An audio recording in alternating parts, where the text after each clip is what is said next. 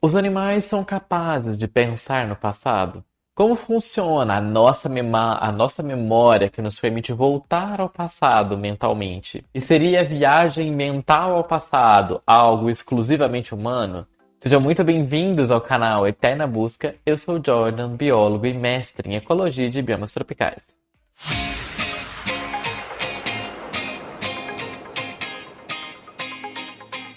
Os seres humanos, eles podem se lembrar de eventos passados e também planejar o futuro. Nós podemos nos imaginar nesses eventos quando não estão ocorrendo nesse presente momento, na qual nós estamos. Isso é uma habilidade muitas vezes chamada de viagem mental no tempo e é considerada exclusivamente humana. O comportamento de muitas espécies não humanas indicam que eles também podem se lembrar de eventos passados para então planejar o futuro. Porém, não se sabe se eles realmente se imaginam fora do presente. Em pesquisas sobre a região do hipocampo, que é uma região do cérebro envolvida na navegação espacial, que é como o animal se encontra, se percebe no espaço em que ele está, descobriu-se que os ratos possuem a habilidade da viagem mental. A região do hipocampo do ratinho é essa região menorzinha, meio acinzentada aqui nessa porção. Os ratos, eles podem ser capazes de se imaginar em situações diferentes da atual na qual eles estavam, porque quando eles descansavam, eles conseguiam reproduzir sequências neurológicas específicas. E essa trajetória, ela é possível de acompanhar pelo que é chamado de disparo das células de lugar, que estão associados à trajetória que o animal faz mentalmente sobre a sua trajetória espacial, a qual ele já está acostumado, e aquelas novas. Se você já teve uma dessas experiências de piloto automático, quando você pega uma rota regular para sua casa, aquela que você já está acostumado, e você não se lembra de nada que você fez durante o seu caminho até a sua casa, são as células de lugar que estão fazendo o trabalho delas, fazendo com que você não pense no seu trajeto para casa. As células de lugar, elas são encontradas na região do hipocampo, que é essa região amarelinha aqui da porção do hipocampo, que são as células de lugar, que tem um papel significativo no aprendizado e também na memória. Corvallis, o autor, considera que essa possível evidência dos ratos que ativam as células de lugar, de que os não humanos, os animais não humanos, se imaginam no passado e também no futuro, e assim eles poderiam viajar mentalmente no tempo. Embora animais não humanos provavelmente se imaginam no passado e talvez no futuro, no entanto, é importante notar que, embora humanos e animais não humanos ativem essas sequências neurológicas para que se engajarem em algum comportamento direcionado a alguma ação, algum objetivo, ainda não há nenhuma evidência direta de que essa sequência de ação neural indique que uma imaginação ou então um planejamento para aquela ação estejam envolvidos. Esses estudos carecem de evidências de estudos de imagens cerebrais que ligam a imaginação e o planejamento àquelas sequências neurológicas que são associadas às trajetórias espaciais. Estudos de imagem neural também ajudariam a avaliar a afirmação de que a viagem no tempo mental humana ela é mais complexa do que nos animais não humanos. Porque nós podemos imaginar não apenas os locais, mas nós também podemos imaginar outros aspectos do cenário, incluindo pessoas, coisas, lugares e ações. É muito cedo ainda para chegar a essa conclusão devido à falta de pesquisas investigando a imaginação em animais não humanos, bem como a ausência de experimentos de viagens no tempo mental não humanos, que examinam o comportamento e a atividade neurológica ao mesmo tempo. E aí vamos entrar então na hipótese da viagem de volta no tempo mental. A ideia de que os animais não podem viajar de volta no tempo mentalmente para reviver episódios da sua vida, ou viajar para frente no tempo para antecipar e planejar o futuro, foi formalmente declarado por teóricos da cognição animal, como isso não sendo possível. A hipótese da viagem mental no tempo como sendo exclusiva dos humanos e que o seu surgimento foi crucial na evolução dos hominídeos tem sido particularmente influente na área de cognição, De acordo com essa hipótese, os animais não podem representar experiências passadas, que é a chamada memória episódica, ou mesmo antecipar estados futuros, que é o planejamento futuro. Os psicólogos do desenvolvimento também argumentam que a viagem mental no tempo, pelo menos na forma de memória episódica, não se desenvolve em humanos até a idade de 4 anos. Tem sido sugerido que bebês podem ser competentes em aprender uma sequência ordenada de eventos, mas eles não podem representar esses eventos como ocorrendo em locais temporais únicos no seu passado. Que é ele saber que aquilo aconteceu uma semana atrás, um mês atrás, um ano atrás. Esses autores argumentam que as crianças pequenas, assim como os animais, são incapazes de tomar uma perspectiva temporal dos eventos. E aí isso traz um tema bem interessante sobre como nós cronometramos o tempo. Um tema recorrente é justamente a importância do tempo. Existem amplas evidências de que animais e crianças podem cronometrar intervalos de segundos ou minutos. E muitas teorias atribuem essa capacidade de cronometragem a relógios internos ou então a osciladores que são acionados por eventos que são cronometrados e que operam nessas curtas durações. Mas esse intervalo de tempo ele é distinto de uma representação do tempo que pode se estender para um futuro distante, ou então voltar para um passado muito distante.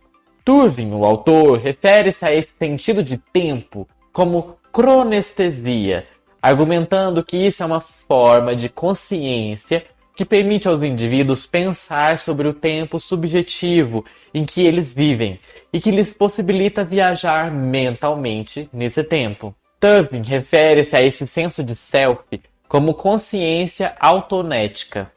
Valley, o autor, concluiu que a memória episódica ela é única entre os sistemas de memória e ela nos permite experimentar o mundo de uma forma autonoeticamente e viajar mentalmente no tempo.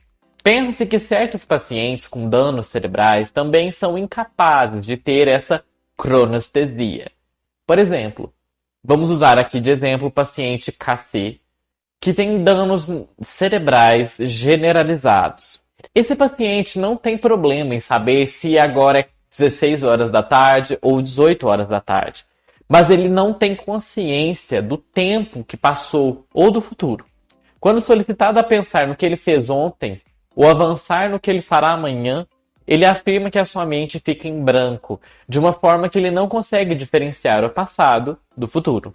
Outro paciente, o HM, com amnésia decorrente de um dano às estruturas do lobo temporal medial, que é justamente a estrutura responsável pelo gerenciamento da memória. O lobo temporal medial é essa porção que está aqui destacada em cores diferentes. Ele relata também sentimentos de vazio nos períodos em que ele não tem uma recordação episódica. A afirmação central da hipótese da viagem mental no tempo é que os animais, assim como os pacientes, como o KC, estão presos no tempo. E aí vamos entrar justamente para entendermos melhor essa memória episódica. Viajar mentalmente para o passado requer memória.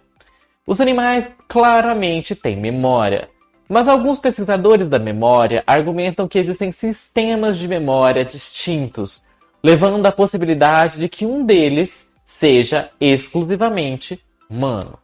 Turvin propôs que lembrar de um episódio, o que aconteceu comigo, onde e quando, é processado em um sistema de memória diferente de outros tipos de informação que nós temos.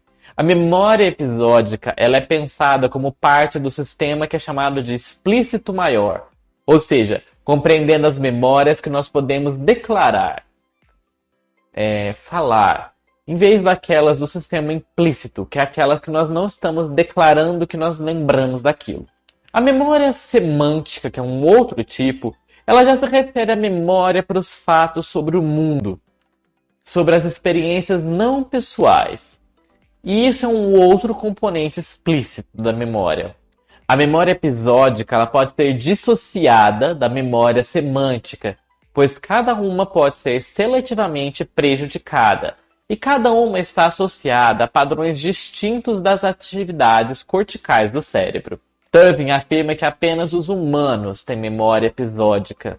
Embora o termo seja amplamente usado, tem havido alguma confusão sobre o que significa memória episódica. Em parte porque Tuvin modificou essa definição desse termo, do tipo de que antes era considerado informação armazenada, que é o que, onde e quando, para uma ênfase no que ele chama de consciência autonoética.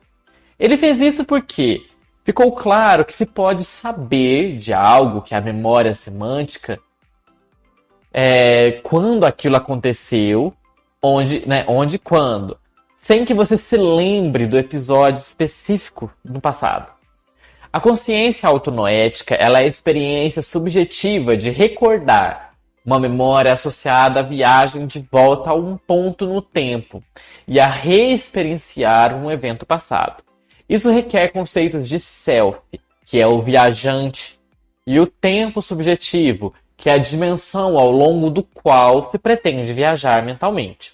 Assim, enquanto a definição anterior descreve a memória episódica em termos de uma informação codificada, quando, onde, como, já a definição de Tuvin enfatiza um tipo específico de recordação, que é a viagem mental ao passado.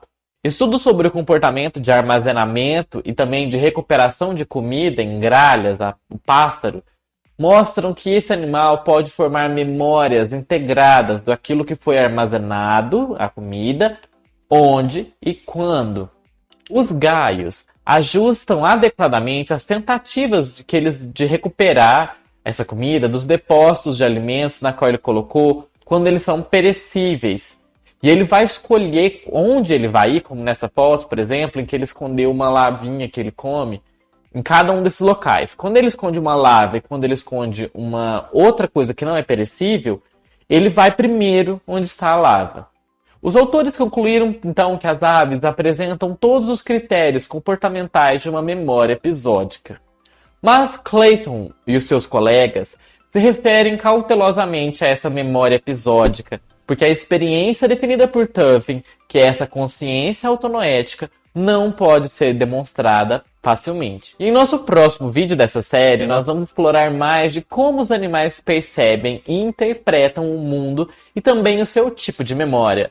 Por isso, não deixe de se inscrever aqui para não perder quando esse nosso próximo vídeo sair. Eu vou deixar indicado o nosso vídeo anterior dessa série, na qual eu falei um pouco sobre um outro aspecto interessante, sobre a cultura animal. Se você quiser saber mais sobre como os animais têm cultura, confere esse vídeo aqui e até mais!